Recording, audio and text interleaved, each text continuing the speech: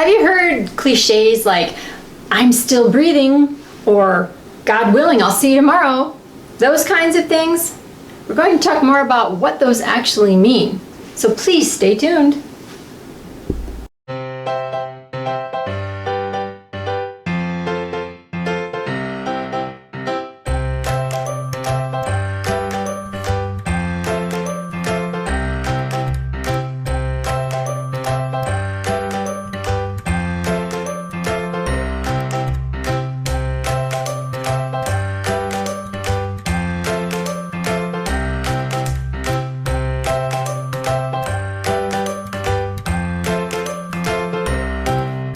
Maybe you've heard some of these cliches before. My mother-in-law, she still says quite often, God willing, I'll talk to you tomorrow. Or God willing, I'll see you tomorrow. Something to that effect, you know? Or she's even said the one, well, I'm still breathing. Or I'm still here, my dear. Which, when you ask her how she's doing. When I ask her how she's doing. Right. Right. And you might get that as well when you ask someone how they're doing. I'm still here. Okay. What does that really mean, though? You know, are they being grateful that they're here? Are they saying, God hasn't taken me yet? What is it that they're really saying? Honey? Oh. Thoughts? Well, I believe that, coming from where I come from, I believe that that's their way of being grateful. Okay. All right? I feel very certain that when someone says, because I've heard this one since I was a kid, God willing, I'll see you tomorrow. Or it starts with God willing. What they're saying is, if God allows me to, I will see you tomorrow. If God wants me to, I will see you tomorrow. Make sense? Mm-hmm. The one about, thank God I'm breathing, I've heard that one. Mm-hmm. Again, what it is saying, I thank God that God has given me the breath to be alive. Right. Now, if I happen to be wrong about any of these folks, let us know. Watching this video, please let us know, okay? Now, I've asked people, how are you doing when I see them? And they'll say, well, I got out of bed this morning. Okay, so you got out of bed. So you're alive. Is that a good thing?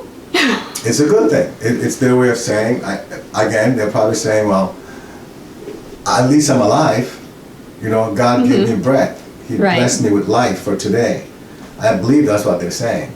Now, my mom, on the other hand, I ask her how she's doing. She says, well, I'm still here.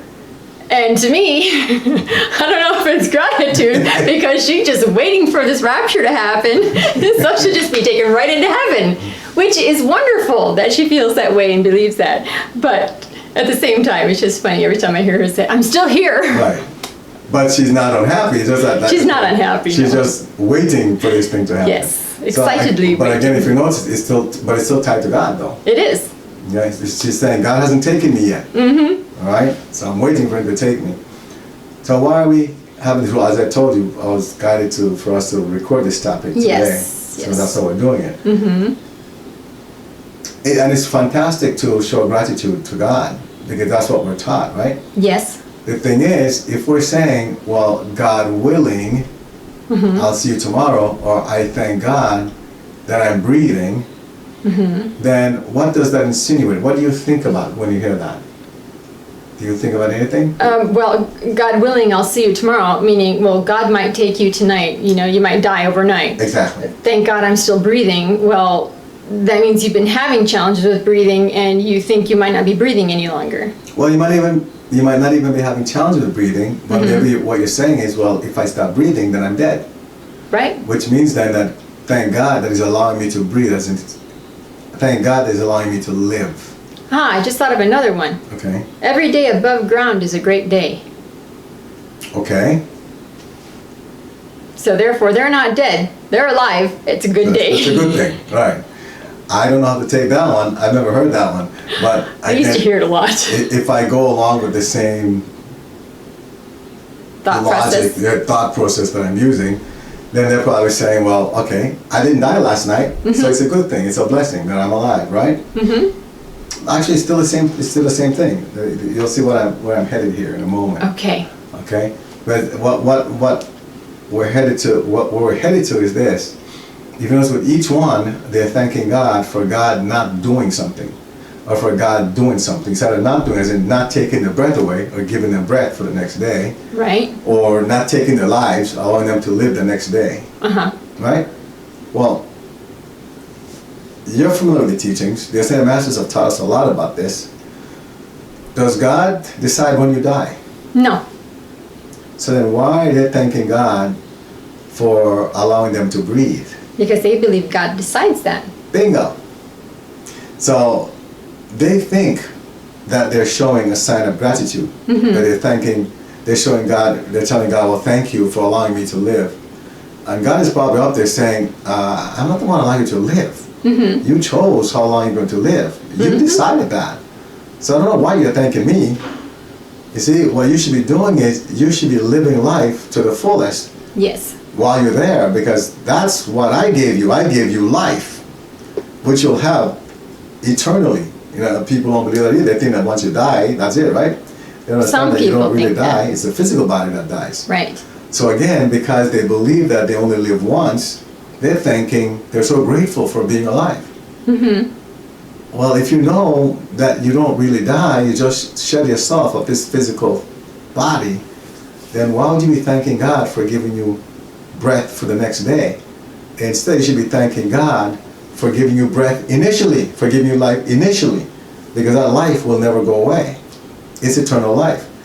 So then how do we thank Him?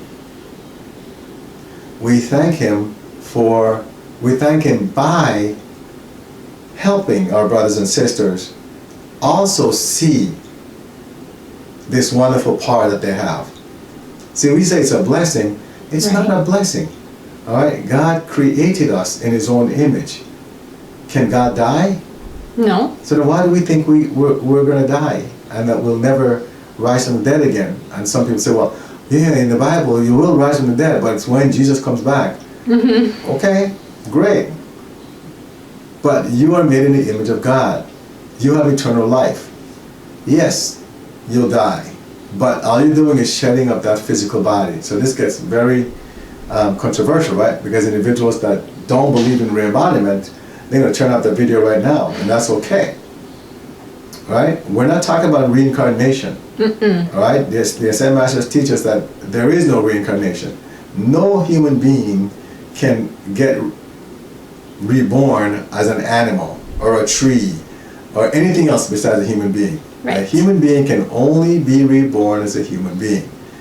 That's why it's not reincarnation. It's called re-embodiment, because your soul is coming back and entering a different physical body. That's all it's doing. It's re-embodying. Because the soul never dies, and that's really you. That's why we say you have eternal life. Okay? So when we're there talking about God willing, or God this, or God that, it's only because we misunderstand the fact that God gave us free will. God gave us dominion over many things, right, including ourselves. Just that because we choose to behave a certain way, we've forgotten that. So instead of saying God willing, we should be saying, if I'm willing, pretty much, right? It's like, I'll see you tomorrow, or I'll talk to you tomorrow. But they have to make that choice. We have to make that choice as to whether or not we want to live tomorrow. Right. It's not God that decides that. That would be so unfair if God were to say, you know, you're going to die tonight. And they would say, well, wait a minute, but I want to live. Yes, No. I've got unfinished business. Exactly. And then God says, no, you're dying tonight. You've sinned enough. You're dying. It doesn't work that way. Like with my dad. That's right. Right? And my uncle. And your it's the same uncle? thing, right? Yep. How many times had they given up on him for him dying? Many. A few times, right? Yes. And it's like, oh, he's dying. I'm like, no, he's not. Well, one time we were away, and they called us and said, he's going to die, so hurry up and come to town. I'm like, he'll be fine. And you were panicking, and we're like 3 hours away. So I don't know where we were. And I think you're we went the next day right. and to the hospital, and he was fine. He lived for months after that, maybe even a year. I don't remember how long. But because they choose. And when I went there, I told him, you know, Brother T, you'll decide when you want to go. You just, it's okay with us if you leave. You know, we're fine. And we had that talk, right, while he was in his little coma or whatever was in there. And then he lived for some more time. Then the time came when he told me, all right, my nephew, I'm going to go now. Remember that? Right. He told me, so, okay, I'm going to go now. He decided. It wasn't God that decided. Right. And this might come as a shock to many people, but anyone that went through this experience, we have individuals in the One Night Division community where their loved ones have crossed over, and they know what we're talking about actually. Yes, they do. Because the loved ones specifically told them when they're leaving. Uh-huh. All right? They didn't say, well, God said I'm leaving on this day. They said, okay, I decided to go. And they gave specific dates, right? Like in 7 days or on this day. I mean, really specific. So that's how we know that it's you that's responsible for that, not God. But how do we show gratitude? By introducing everyone that's open to it and ready for it. We don't go and try to convert people. No. Right? Like a lot of churches do. We don't do that. When the individual is ready, they'll find us. And when they come, we share with them and we enlighten them on their power, the power that they have. Not physical power, spiritual power. Right? That unconditional love and how to use that to help their fellow man and woman. And by doing that, then all of a sudden they get to realize, oh, I don't have to be thanking God for allowing me to live the next day. Because He's really not doing that. I'm the one choosing to live the next day. Yep. I hope this gets through some people. You want to add to that? Because I know sometimes I say things and they don't sound right. So you want to elaborate or details? Well, my dad is the only one that comes to my head right now. And how, what was it, 2011 or 2012? He had already had a valve replacement surgery, and all of a sudden his heart gave out on him. And my husband gave me a message from the Blessed Mother that it's up to my dad if he wants to live at that time. But he had done what he was supposed to in this life, and it was his time to go, but he had enough light left. If he wanted to continue living, he could. So I was told to go to the hospital and let my dad know this. I did that, and my dad was kind of like in a semi-conscious state, and he just said, oh, okay, whatever, you know, and I did what I was supposed to do. But my dad lived for, how many more years is that, like 6 or 7 years? 5 or 6. 5 or 6 years. And there was another time, maybe 2 or 3 years after I had already told him that he's living on his own light at that point, where he was in the hospital, and I got the call, and I had to drive up to Chicago and go be there with him just to say goodbye because I wanted to.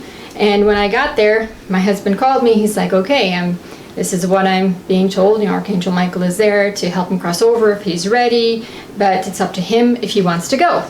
It's always up to Dad. Okay. So God doesn't just take you away, it's up to you. So I told Dad, when I thought he was completely unconscious, holding my dad's hand, you know, and I'm bawling. Dad, it's up to you if you want to go. Archangel Michael is here, Mother Mary is here. I told him whoever was there, and, you know, I just gave him the message. He squeezed my hand. He said, shut up. Okay, Dad. You're just silly things. That's probably thinking, you lost your mind. I know. So finally, like 2 years later, all of a sudden, got the phone call. Dad died this morning. Went to sleep, and that was it. He was gone. He finally decided to go. But you knew. But I knew, yes, I did know. That. Right. Mm-hmm. So anyway, the point is, so then when people are thinking that they're showing gratitude by saying, by God's will, I'm breathing today. Right. Or God willing, I'll see you tomorrow. Right. You know, and they think that they're showing gratitude to God. Again, it's only because they misunderstand who's really making this decision about when they live. Now, somebody out there, when they watch this, because I'm getting it now, the frequency there, they're asking, well, what about the people that have accidental deaths? Right. You know, they get run over or something, or they get shot. Right. Or they're having surgery and then they die. Plane crash. Exactly. Train crash. You're going to tell me that's their choosing? Yes. They've chosen that. We actually have one individual who lost his wife doing a simple surgery, remember that? Yes, very simple surgery. And she literally low risk surgery. Exactly. And she came through after she crossed over and explained to him that was a choice that she made. Right? So I know individuals that have gotten really mad at God and wondered if God loved them because God took away their loved one when they were younger, Or why did God have to take away the loved one? God Right. didn't take anybody away. You know, your loved one decided to cross over for whatever reason that might be. We'd have to look in the Akashic records to see what that reason is, if we're allowed to. You know? But you can always find out what the reason was. But nothing happens by accident. We think they're by accidents because we can't explain them. Right. As human beings, I mean. Okay, we can't explain them. Car crash. A war. Person dies, right. There's a war, or somebody gets shot by a stray bullet. Well, how is that? They didn't even know the stray bullet was coming. Yes, they did. They saw that before they were born. All right, that's the condition they chose to die under. Right? So that's not even an accident to them. But for us human beings that don't understand, we believe it's an accident. Right, or the individuals who I've heard them say, you know, my child had cancer. You know, how could that be? You know, why did God do that? And why would my child choose to do that? That's correct. You know, but Again, yes, it's based on what they came here to accomplish. They chose to go through that experience for a reason. They chose to go through that suffering, as we see it as suffering. Okay, I was just saying. We I'm perceive glad you it that corrected way that, because right. a lot of cancer patients will tell you, oh no, it was a great, you know, even though physically I didn't feel well, but it was a wonderful experience for me, the ones who recover. So it's all perception and understanding, Well, lack of understanding. or lack of understanding. Because they don't, the human beings are looking at it from a human perspective. Right. And they try to understand something that's spiritual. We don't know the choices that these souls have made before they're embodied. And if we knew that, then we wouldn't be getting stressed about someone's situation, whatever that situation is. Right. You know, now again, we can go and check the Akashic records, but why? You know, the person has his or her life to live. Let them live it. But it's not time to get mad at God or blame God. Right. Because of a lack of understanding. You know, or people say, well, God took them and made them an angel. I think that's impossible. That doesn't happen. Yes, humans cannot be made into angels. Human beings cannot be angels. I'm sorry to bust your bubble. Angels are cosmic beings. That's the way they're created, and they stay that way. Human beings stay as human beings. They don't become trees or cats or dogs or cows or dolphins. No, they stay as human beings. They're re-embodied, but they stay as human beings. So there might be some bubbles being busted here, but that's the term you guys use, right? Busted. Yes. Okay, we would say burst, but that's really the way it is in the spiritual realm, right? So the bottom line is, if you love saying the cliches such as God willing, Or I'm still here. I'm still here, or thank God for me still breathing, or for the breath, or whatever that might be, you might want to look at it from a different perspective, knowing that you are made in God's own image. You're a spiritual being, and God doesn't decide whether or not you live, and God doesn't decide how long you live. You decide that. And just to answer another question that somebody's asking, when somebody comes here and they decide that they will die at age 40, all right, that doesn't mean that they have to die at age 40. They can go until age 50 or 60. Again, you have dominion over what happens in your life. You're the master of the universe. They can actually go beyond 60 if they choose, That's right? correct. They can go as long as they want. As long They as don't they have choose to to. die at the time that they chose That's to. correct. Okay? So when people say that your fate is set or whatever it is, Sealed. Your fate is sealed. your fate is sealed. It's destined to happen. Yeah, it's destined. That's not true. Because some people do ask that question. Well, if we decide what's going to happen to us before we're born, then what's the use? Well, the reason for that is you have a plan. But it's like any other plan, it can be changed, it can be upgraded. You have free will to do what you want. That's correct. You have your Like my dad, who lived for many years after he had already predetermined, I'm going to die at this age. Or my uncle. Yes, same thing. Brother Tom. And there are other people that have done that. So somebody comes and they have their plan original, right? Yes. Plan version 1, and it could be like plan version 2.0, and oh no, I changed my mind. I don't want to die at 45. I'll go to 50. Okay, plan version 3.0. And you just have to do what you need to do, because you're creating new light every time. And as long as you're creating a light, which is Dharma, then it extends your journey. You know, you have the energy to stay, you have the light to stay, you'll stay. Now, if you decide to give up and decide, oh, I'm going to die, okay, then then you die. But that's your decision. That's not God taking your life. Right. So next time you think about saying that cliche, God willing, or I thank God for my breath, you should be thinking, hold it, let me not make God responsible here, okay? He has better things to do than to try to kill me, all right? Or like wake me up every morning. God doesn't have time for that. He has really more important things to do. What you should do is you should say, okay, what do I do today to live for today? Let me enjoy today. And while I'm enjoying today, I'm going to make sure that enlighten some of my brothers and sisters so they see their inner power, so they unleash that Christ within, so that they too can understand that they have the power to make choices and not think that God is the one running their life. Because God doesn't want to do that. He's not interested in that. God is a very fair and loving God. And if he were up there controlling us like we're puppets, what's the use of us even living? You know, we can't even make our own choices. So that's a very, very, very incorrect view of God, folks.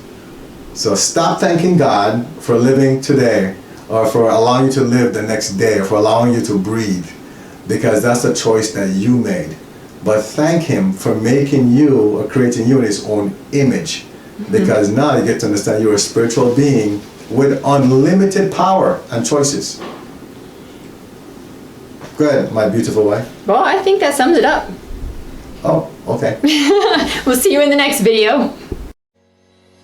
Remember to subscribe and like this video. Join the Facebook group 190 Vision to connect with others on the same journey. Get help by visiting our website 190vision.com. Support the 190 Vision mission by clicking on the donate button, which is at the bottom of each page of our website.